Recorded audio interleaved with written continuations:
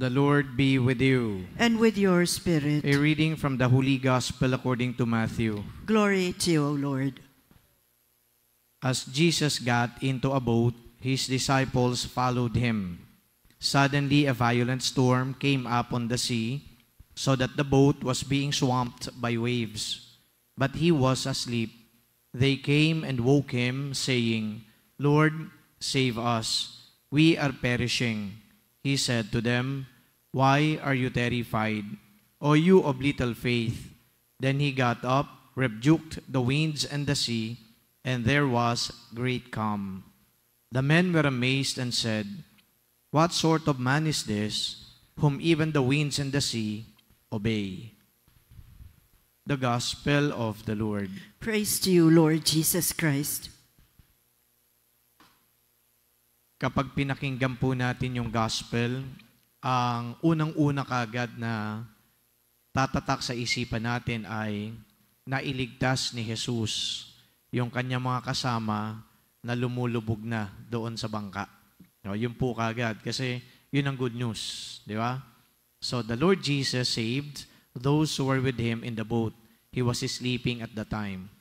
However, upon further reflection, maraming mga realizations na dapat din po natin bigyan ng pansin.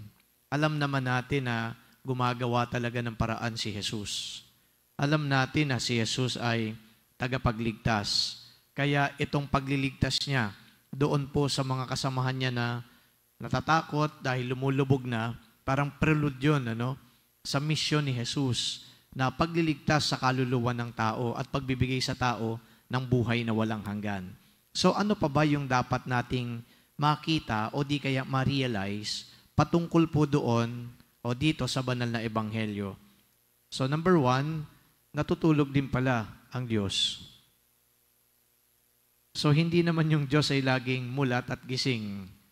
So yung gospel mismo nagsabi, natutulog yung Diyos. Ngayon kung natutulog ang Diyos, may mga pagkakataon na may mga nakakalusot na ganitong mga pagsubok at ramdam natin o nararanasan natin na parang walang ginagawa ang Diyos. O baka nga natutulog yung Diyos base dito sa ating banal na ebanghelyo. However, when Jesus woke up, hindi naman din siya nagpabaya. May ginawa kagad. So palagay ko, this gives us a little idea of somehow, bakit kaya hindi kagad ako natutulungan? Bakit kaya hindi ka agad-agad dumarating yung solusyon sa problema na kinakaharap ko? Posible na natutulog yung Diyos. Pero kapag nagising yung Diyos, agad-agaran naman na siya ay gumagawa ng paraan. But hindi ko din po gustong sabihin sa inyo na yung natutulog dito si Jesus ay parang napakaliteral. Maaaring siya ay alam nyo, tahimik lang, naando doon sa isang sulok, o di kaya sa kanyang katahimikan ay maaaring nagdadasal. Pero yung interpretation siguro, ang tingin ng mga kasamahan niya doon sa bangka ay natutulog siya. But nonetheless, yun po ang ginamit na word. Christ was asleep, and then when He woke up, He did something and saved those who were with Him in the boat. Pangalawa, na tingin ko ay dapat din nating punahin o di kaya bigyan ho ng mas malalim na appreciation ay ganito.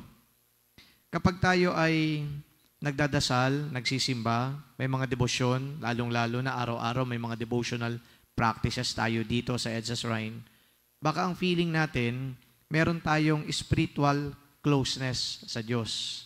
Tama po ba ako? Nasabihin natin yan? O hindi lang siguro yung spiritual closeness na kukuha sa pagsisimba ninyo, pagpupunta ng Adoration Chapel, pagdadasal ng Santo Rosario, spiritual closeness din yung pupunta kayo sa confessional para mangumpisal. Pero ito, kapag merong spiritual closeness, nagkakaroon tayo ng inkling na dahil malapit ka sa Diyos, sana i-spare ka naman sa mga pagsubok sa buhay. Pero ang isang na-realize ko dito, yung kanyang mga alagad, physically, malapit sa Diyos. Kasama nga nila yung Diyos. But take note that the disciples were not spared from the storms. So this tells me that even if you are physically near the Lord and then spiritually close to the Lord, expect that storms will still happen. Ika nga, may mga pagkakataon din na kung sino pa yung laging nagdadasal at nag-establish ng closeness sa Diyos, parang yung pa ang mas matinding sinusubukan. Napansin niyo ho ba yon? Na ikaw na laging nagdadasal, halos araw-araw nasa simbahan ka, para mas dumadami yung pagsubok sa iyo. Samantalang yung iba, parang ang sarap-sarap ng buhay ni hindi mo nakikita na nagsisimba yan. Ni hindi mo nakikita na nagdadala ng Santo Rosario yan. Parang lagi lang nag-i-enjoy sa buhay. So doon, magkakaroon din ng conclusion yung tao, parang napaka-unfair naman. Bakit ganun? Na kami na nagdadasal, kami na lagi nasa simbahan, kami na nangungumpisal, kami na merong relasyon sa Diyos, kami pa yung parang hirap na hirap. Well, this gospel tells us something. Hindi kailanman nangangahulugan na dahil malapit ka sa Diyos o malapit ka sa Diyos, ay hindi ka na pwedeng subukan. Hindi ka na pwedeng dumaan sa unos. Hindi ka na pwedeng humarap sa mga problema. Dumarating pa rin yun. Yung nga lang, yung good news ulit, kapag dumating man, dahil kasama mo yung Diyos, ginagawan din ng Diyos ng paraan para masolusyonan yung problema mo. So palagay ko, yung susunod dito na observation, mas aatimin natin na tayo ay mas maging malapit sa Diyos kasi ang bilis ng rescue. Kumpara doon sa ikaw mismo, malayong-malayo sa Diyos. Imagine ninyo, no? Kung sakali man na yung mga disipulo lang ando doon sa bangka, tapos si Jesus maaring ando doon sa dalampasigan, tapos yung bangka ando doon na sa kalagitnaan ng dagat, kahit magsisigaw yung mga yon, baka hindi maririnig. Literally speaking, baka hindi marinig. Kasi malayo. Yung nasa dalampasigan, ang Panginoon, ando doon sila sa laot, hindi maririnig. Pero maganda nito, yung spiritual at saka physical nearness, magkakarinigan tayo na ibubulong kagad natin at napapakinggan kagad ng Diyos kung ano man po yung mga hinaing natin, mga problema natin, mga pagsubok natin. Now, after having said that, nangangahulugan ba na yung mga malalayo hindi pinakikinggan ng Diyos? Nangangahulugan ba na andiyan sa dalampasigan ay hindi ka na pwedeng, kumbaga, bigyan ng pansin ng Diyos? Palagay ko, mali yung ganong pananaw. Kasi dito, sa first reading, yung mercy, yung compassion, yung malasakit, si Lot nga binulungan lang niya, kinausap lang niya, kahit malayo naman sila, pero alam din ng Diyos at batid ng Diyos na may pangailangan ka. So you will also be spared. And the whole point of the matter is this: wala hong mawawala kung patuloy tayo nakakapit sa Diyos at lalapit sa Diyos.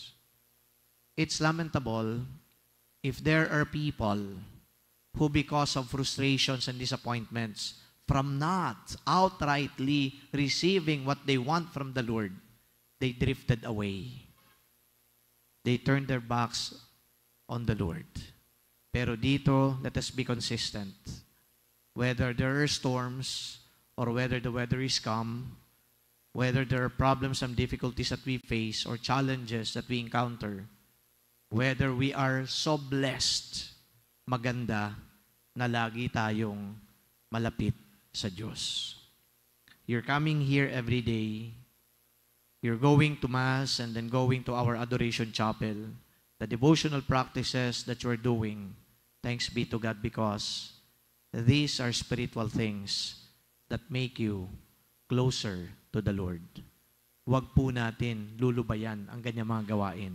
At lalong-lalo na mentally and then emotionally, psychologically, dapat feeling natin o di kaya asamin natin, nakatabi lang natin ang Diyos para kung ano man ang dumating, madali natin siya makakalabit.